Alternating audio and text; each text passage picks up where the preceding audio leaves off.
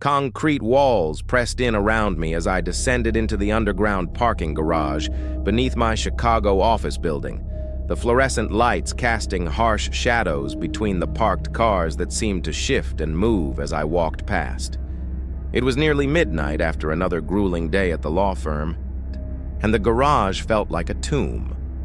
Silent except for the echo of my footsteps and the distant hum of ventilation systems that couldn't quite mask the feeling that I was alone down here.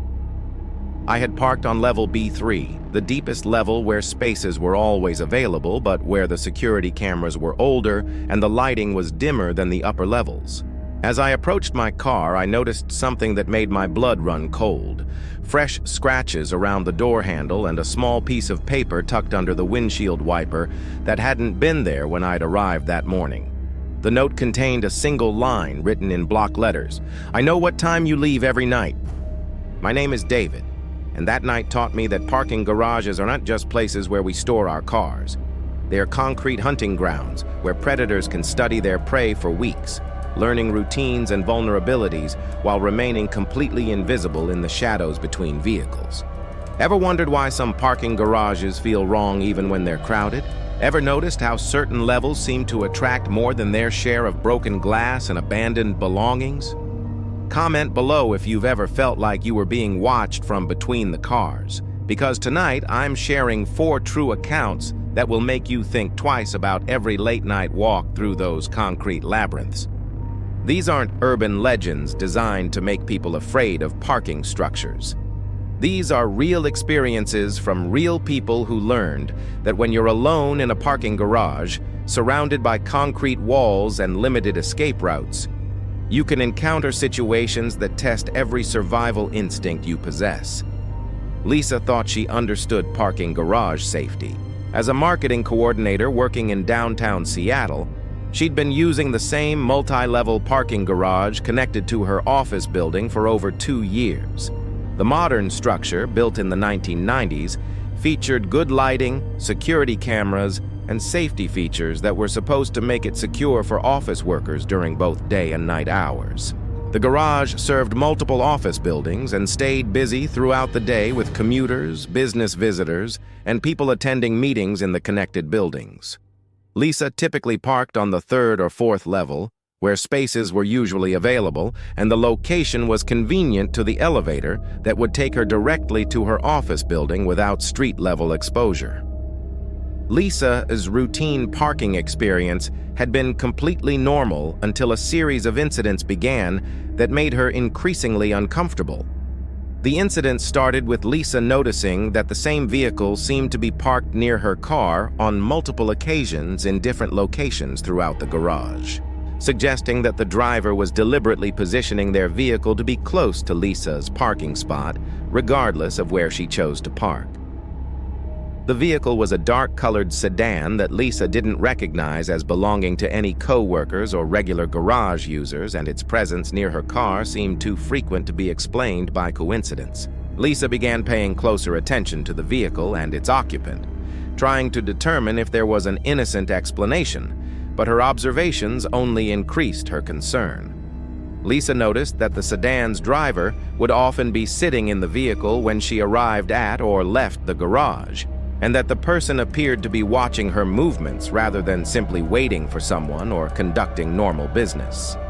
The driver was a middle-aged man who would make eye contact with Lisa through his car windows and would sometimes get out of his vehicle and walk in the same direction as Lisa, maintaining a distance that was close enough to observe her, but far enough away to avoid obvious confrontation. The man's behavior escalated from passive observation to more active following and harassment that made Lisa realize she was being systematically stalked by someone who was using the parking garage as a hunting ground to target women who worked in the connected office buildings. The man began approaching Lisa directly, initiating unwanted conversations about her work schedule, her car, and her personal life that demonstrated he had been observing her activities and gathering information about her routines. Subscribe and turn on notifications if you've ever realized that someone new too much about your daily routine from simply watching you in a parking garage, because what Lisa discovered about her stalker's knowledge of her life proved that parking structures provide perfect surveillance opportunities for determined predators. Lisa's attempts to avoid the man by changing her parking patterns and schedules were unsuccessful, as he seemed to anticipate her movements and was able to locate her regardless of when she arrived at work or where she chose to park in the multi-level structure. The man's ability to find Lisa despite her evasive efforts suggested that he was spending significant time in the garage and had developed detailed knowledge of its layout and the patterns of people who used it regularly. The situation became more alarming when Lisa realized that the man was not only following her within the garage, but was also gathering information about her personal life and activities outside of work. The man began making comments about Lisa's home address, her weekend activities, and her social relationships that he could not have learned through casual observation in the parking garage, suggesting that he was conducting more comprehensive surveillance of her life. Lisa's fear escalated when she discovered that the man had been tampering with her vehicle, leaving notes under her windshield wipers and occasionally moving or rearranging items in her car that indicated he had gained access to the interior, despite her efforts to keep it locked and secure. The notes contained personal information about Lisa and threats that suggested the man's intentions were becoming more serious and potentially violent. The realization that her stalker had access to her vehicle and was escalating his harassment to include direct threats made Lisa understand that she was in genuine danger and needed to take immediate action to protect herself. Lisa began carrying a camera to photograph the man and his vehicle, and she started keeping detailed records of his activities and the times and locations where she encountered him. Lisa's documentation efforts were complicated by the fact that the man seemed to be aware of her attempts to gather evidence and would modify his behavior when he noticed that she was trying to photograph him or record his activities. The man's awareness of Lisa's defensive efforts suggested that he was experienced with stalking behavior and had developed techniques for avoiding detection and evidence gathering by his victims. The situation reached a crisis point when Lisa arrived at the garage one evening to find that her car had been vandalized with threatening messages and that the man was waiting near her vehicle, blocking her access to the driver's door and making it clear that he intended to escalate the confrontation beyond the harassment and surveillance that had characterized his previous behavior. Lisa immediately called building security and law enforcement, but the man fled the garage before authorities arrived, leaving behind evidence of his threats and vandalism, but avoiding arrest or identification. The investigation that followed revealed that the man had been targeting multiple women who used the parking garage, and that several other victims had reported similar experiences with stalking, harassment, and vehicle tampering. Lisa ultimately changed jobs to avoid continuing to use the parking garage where she had been stalked, choosing employment in a different area of the city where she could park in locations that felt safer and more secure. The experience taught Lisa that parking garages could provide cover for predators who used the structure's design and traffic patterns to identify and target victims. But if you think a single stalker represents the worst threat you can encounter in a parking structure, wait until you hear what Marcus discovered in Austin. Because sometimes parking garages are not just hunting grounds for individual predators. They're bases of operation for organized criminal enterprises that use the concrete anonymity to conduct business that generates millions in illegal revenue. Marcus was a software engineer working late hours at a tech company in downtown Austin, housed in an office building served by an underground parking garage beneath the structure. The garage was a secure facility requiring key card access and was supposed to be limited to employees and authorized visitors of the companies occupying the building above. Marcus typically worked until 9 or 10 in the evening, when the garage was largely empty except for a few other late-working employees and occasional security patrols that were supposed to monitor the facility during overnight hours. He had been parking in the underground garage for over a year without problems, appreciating the convenience and weather protection that the underground location provided. The garage was well lit and appeared secure with cameras controlled access and regular security patrols that were supposed to ensure the safety of employees who worked late hours and needed to access their vehicles when the building was largely empty. Marcus typically parked on the second level below ground, where his company had reserved spaces. Marcus' routine use of the parking garage was disrupted when he began to notice unusual activities and sounds that suggested the facility was being used for purposes other than employee parking and that unauthorized individuals might have gained access to what was supposed to be a secure area. Marcus first noticed the unusual activities when he was leaving work around 10 o'clock on a Thursday evening and heard sounds coming from areas of the garage that should have been empty during overnight hours. The sounds included voices, vehicle engines, and what appeared to be the movement of heavy objects or equipment in areas of the garage that were not designated for parking and that should not have been accessible to normal users. The sounds were too organized and purposeful to be explained by normal security activities or building maintenance, and they seemed to involve multiple people working together on some kind of operation that required vehicles and equipment. Marcus's investigation of the unusual sounds led him to discover that sections of the underground garage were being used as a staging area for criminal activities that had nothing to do with the legitimate business operations of the companies in the building above. Marcus observed people loading and unloading vehicles with boxes and equipment that appeared to be stolen merchandise, and he witnessed meetings and transactions that clearly involved illegal activities such as drug dealing and the sale of stolen goods. Hit that like button and share this with anyone who works late hours, because what Marcus discovered about the sophistication of this criminal operation proved that some parking garages become entire underground economies that operate parallel to the legitimate businesses above them. The criminal activities were taking place in areas of the garage that were not covered by security cameras or regular patrol routes, suggesting that the people involved had detailed knowledge of the facility's security systems and had identified blind spots where they could operate without detection. The sophistication and organization of the criminal operation suggested that it had been ongoing for an extended period and involved people who had legitimate access to the building or who had found ways to bypass security measures. Marcus's discovery of the criminal activities put him in a dangerous position as the people involved in the illegal operations became aware of his presence and began to view him as a potential threat to their activities. Marcus noticed that he was being watched and followed by individuals who were involved in the criminal operation, and he began to receive threats and intimidation designed to discourage him from reporting what he had observed.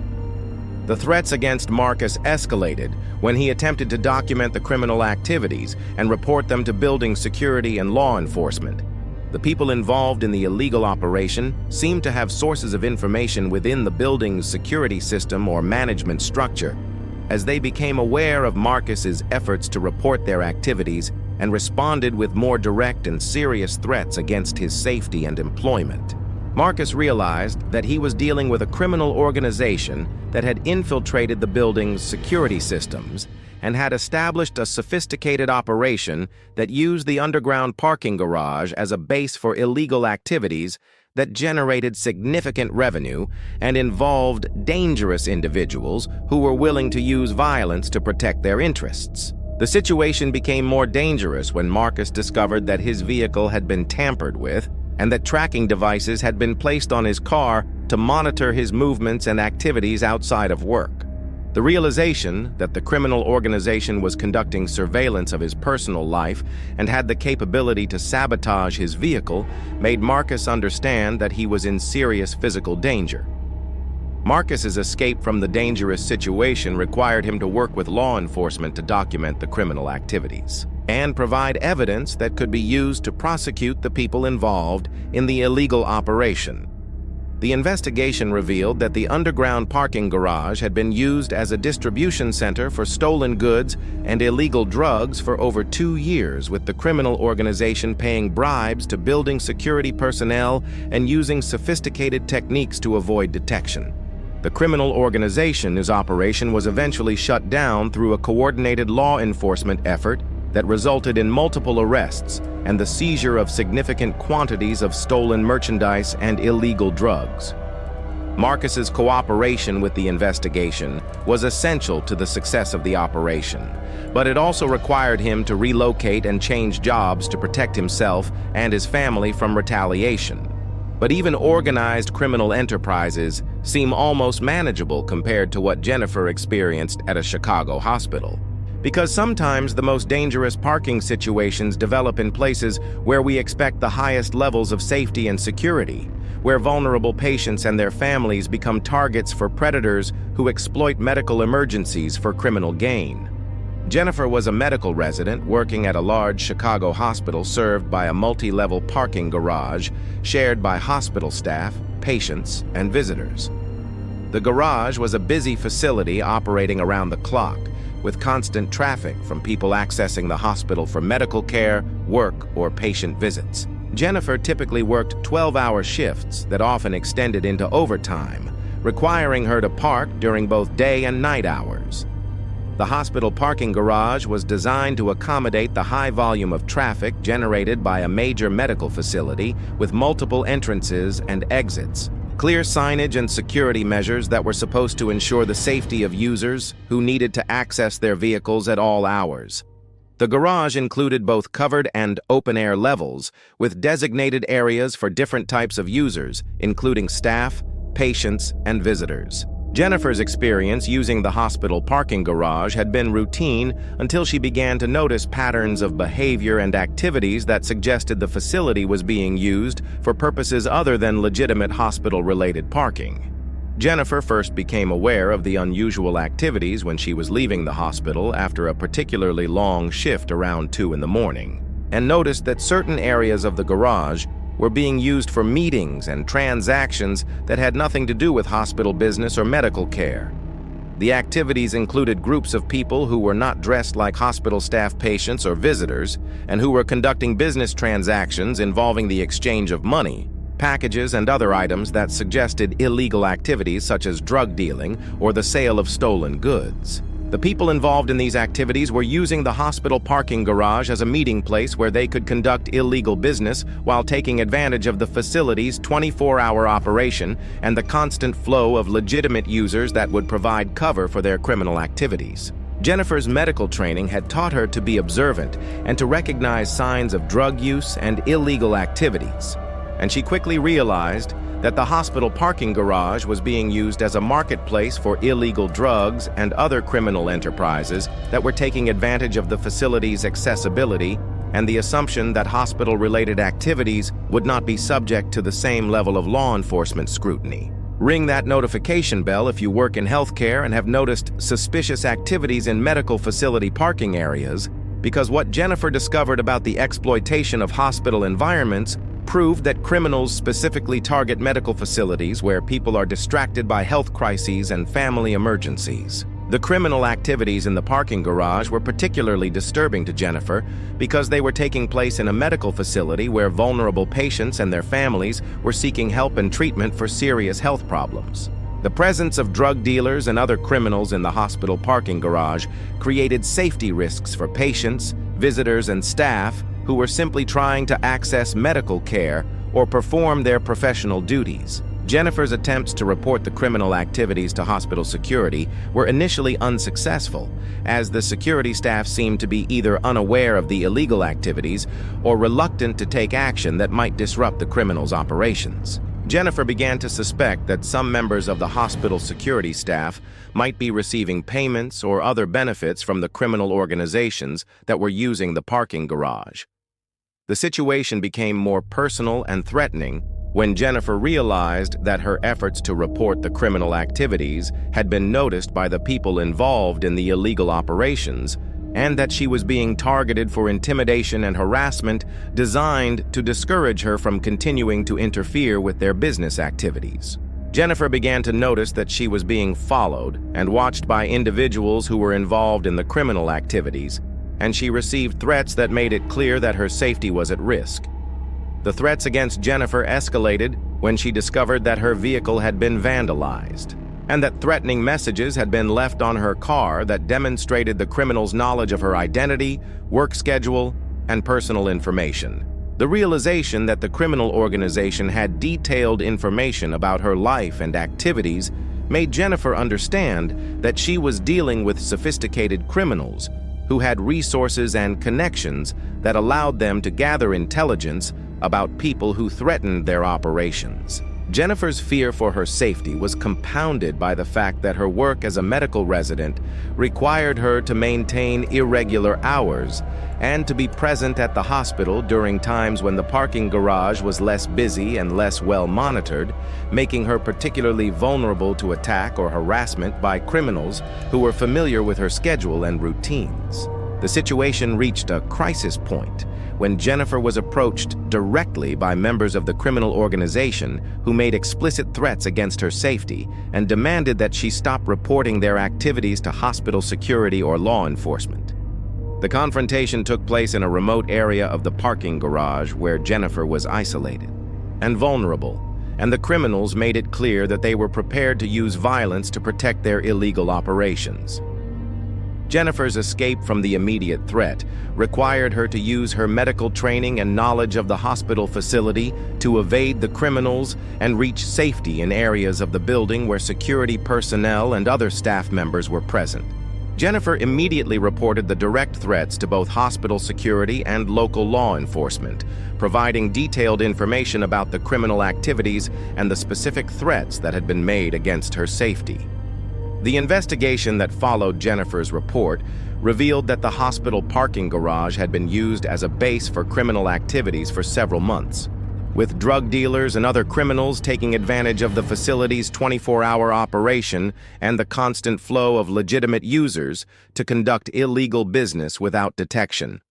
The investigation also revealed that some hospital security personnel had been receiving payments from the criminal organization in exchange for allowing the illegal activities to continue. But even criminal exploitation of medical facilities seems almost predictable compared to what Robert discovered at a Phoenix shopping mall. Because sometimes the most dangerous parking garage operations hide in plain sight,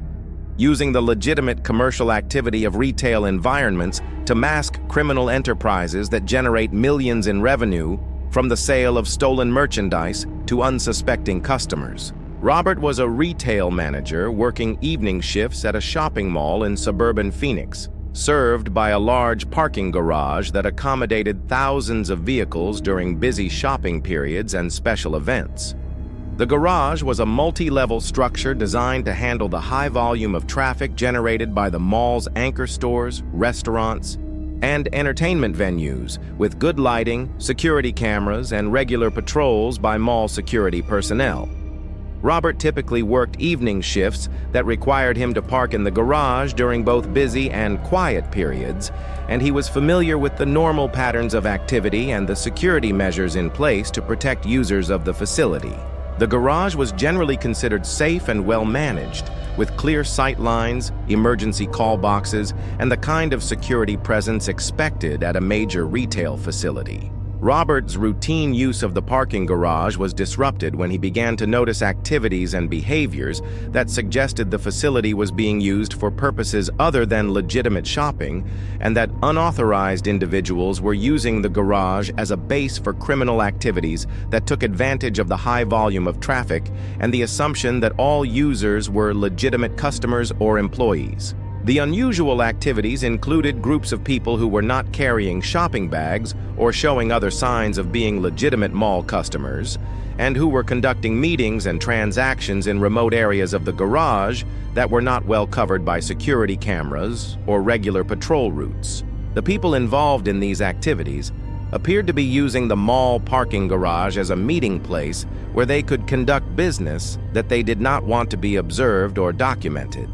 Robert's investigation of the unusual activities revealed that the mall parking garage was being used as a marketplace for stolen goods, with criminals using the facility's high volume of traffic and legitimate commercial activity as cover for the sale of merchandise that had been stolen from retail stores, warehouses, and other commercial facilities throughout the Phoenix area. The criminals had identified areas of the garage where they could display and sell stolen merchandise without being detected by mall security or law enforcement. Share this video with anyone who shops at large malls, because what Robert discovered about the scale of this stolen goods operation proved that some parking garages become entire underground markets where stolen merchandise is sold to customers who may not even realize they are participating in criminal activity. The stolen goods operation was sophisticated and well organized, with different groups of criminals specializing in different types of merchandise and using the parking garage as a distribution center where stolen goods could be transferred between different criminal organizations and sold to customers who were aware that they were purchasing stolen property at below-market prices. The operation took advantage of the mall's legitimate commercial activity to provide cover for illegal transactions that generated significant revenue.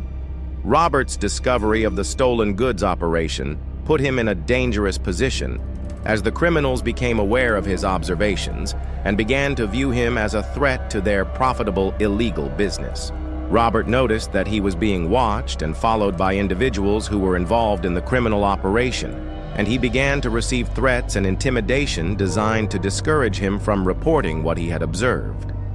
The threats against Robert escalated when he attempted to document the criminal activities by photographing the stolen goods and the people involved in their sale and distribution. The criminals responded to Robert's documentation efforts with more direct and serious threats that made it clear that they were prepared to use violence to protect their illegal operation from interference. Robert realized that he was dealing with a criminal organization that had established a sophisticated operation within the mall parking garage and that had the resources and willingness to use violence to protect their illegal activities from detection and prosecution. The organization's ability to operate within a busy retail facility suggested that they had developed techniques for avoiding detection by security personnel and had possibly corrupted or intimidated mall security staff.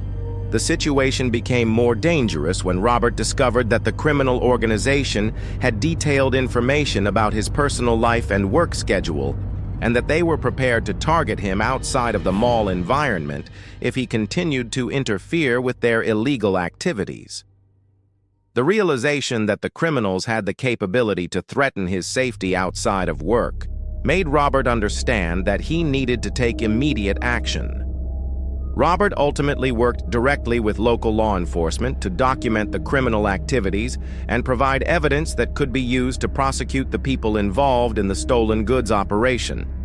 The investigation revealed that the mall parking garage had been used as a distribution center for stolen merchandise for over a year, with the criminal organization generating hundreds of thousands of dollars in revenue from the sale of goods stolen from retail stores throughout the Phoenix metropolitan area. These 4 accounts from parking garages across America reveal a disturbing truth about the concrete structures we use every day. The spaces where we leave our vehicles can become hunting grounds for predators and criminal organizations who use the design and traffic patterns of parking facilities to identify victims, conduct illegal business, and avoid detection by law enforcement. Lisa's experience with systematic stalking in Seattle proved that parking garages provide perfect surveillance opportunities for determined predators who can study their victims' routines for weeks while remaining completely invisible. Marcus's discovery of criminal operations in Austin demonstrated that some parking structures become entire underground economies, with organized crime using secure facilities as bases for drug distribution and stolen goods operations that generate millions in illegal revenue. Jennifer's encounter with drug dealing at a Chicago hospital revealed how criminals specifically target medical facilities where people are distracted by health crises and family emergencies, exploiting the vulnerability of patients and families seeking medical care. Robert's documentation of stolen goods sales in Phoenix showed how retail parking garages can become massive underground markets where stolen merchandise is sold to customers who may not even realize they're participating in criminal activity, with operations that generate hundreds of thousands of dollars while hiding behind legitimate commercial activity. The most chilling aspect of these accounts isn't the individual incidents themselves. It's the realization that in each case, the victims were using familiar parking facilities that they had considered safe and routine, and that the threats they encountered were sophisticated, organized, and specifically designed to exploit the vulnerability of people who were simply trying to park their cars and go about their daily lives. Lisa had no warning that her routine work commute would put her in the crosshairs of a stalker who had turned her office parking garage into a surveillance center where he could study her movements and gather personal information for weeks before escalating to direct threats and vehicle tampering. Marcus had no indication that his secure workplace parking would expose him to a criminal organization that had infiltrated building security and was using the underground facility as a distribution center for illegal drugs and stolen goods. Jennifer had no clue that her medical work would make her a target for criminals who were exploiting the hospital parking garage as a marketplace for illegal activities, taking advantage of the facility's 24-hour operation, and the assumption that hospital-related activities would not be subject to law enforcement scrutiny. Robert had no idea that his retail job would put him in conflict with a criminal organization that had turned the mall parking garage into a sophisticated marketplace for stolen merchandise. If you're currently using parking garages regularly, especially during off-peak hours or in unfamiliar areas, if you've ever felt watched or followed in a parking structure, or if you've noticed suspicious activities that didn't seem to belong in a legitimate parking facility, trust your instincts and take precautions to ensure your safety. Drop a comment below if these stories have opened your eyes to dangers you never considered, and remember that sometimes the most dangerous situations develop in the places we consider most routine and familiar. Comment below sharing your own parking garage experiences, because documenting these incidents might be the only way to understand the full scope of the threats that face people who use these necessary but potentially dangerous facilities. The next time you park in a garage, remember these stories and stay alert to your surroundings, the behavior of other people in the facility, and any activities that seem out of place or suspicious. Before you go, check out the playlist in the description for more true urban safety stories that will change how you see everyday environments forever. Because in the end, the most terrifying realization isn't that these things happened. It's that they're still happening right now in parking garages across the country to people who have no idea that their routine parking experience might expose them to predators and criminals who view these concrete structures as opportunities rather than conveniences. Stay safe out there, and remember, the next time you walk through a parking garage alone, especially during off-peak hours, ask yourself if you're really just walking to your car, or if you're moving through a hunting ground where predators and criminal organizations are watching, waiting, and planning their next move. Because sometimes the most dangerous part of any day isn't the destination. It's discovering that the place you parked your car has become someone else's workplace, and their business involves activities that could put your safety, your property, and your life at risk.